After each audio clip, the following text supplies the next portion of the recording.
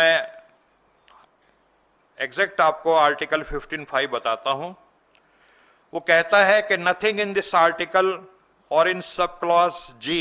Of clause 1 of article 19 shall prevent the state from making any special provision by law for the advancement of any socially and educationally backward classes of citizens or for the scheduled castes or the scheduled tribes insofar as such special provisions relate to their admissions to educational institutions, including private educational institutions, whether aided or unaided by the state, other than minorities educational institutions referred to in clause 1 of article 30. अगर इसको simple English में कहा जाए तो article 15(5) states it enables the state to make special provision for the advancement of any socially and educationally backward classes, scheduled castes, scheduled tribes in educational institutions, including private institutions, whether aided or unaided, except minority educational institutes. मैं हिंदी में भी इसको बोल देता हूं। संविधान का जो 93वां संशोधन है उसका अधिनियम 2005 अनुच्छेद 15 में एक खंड 15(5) जोड़कर कहा गया कि राज्य को समाज के किसी भी सामाजिक और शैक्षणिक रूप से वंचित वर्ग के साथ साथ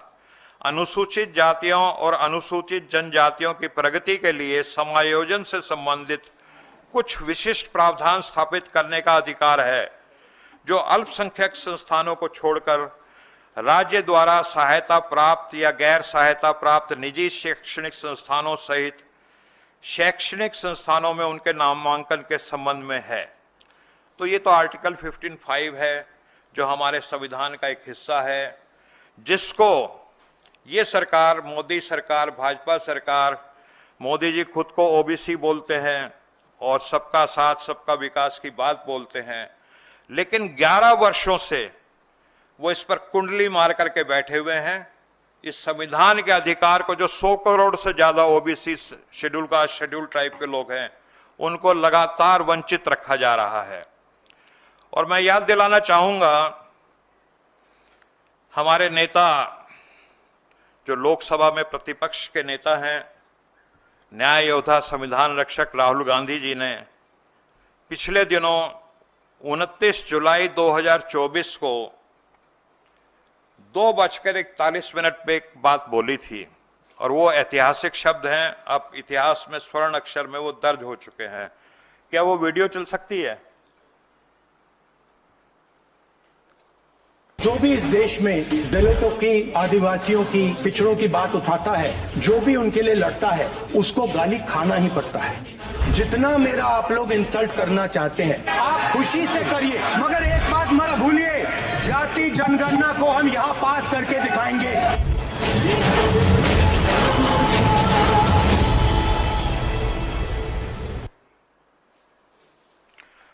तो आपने देखा,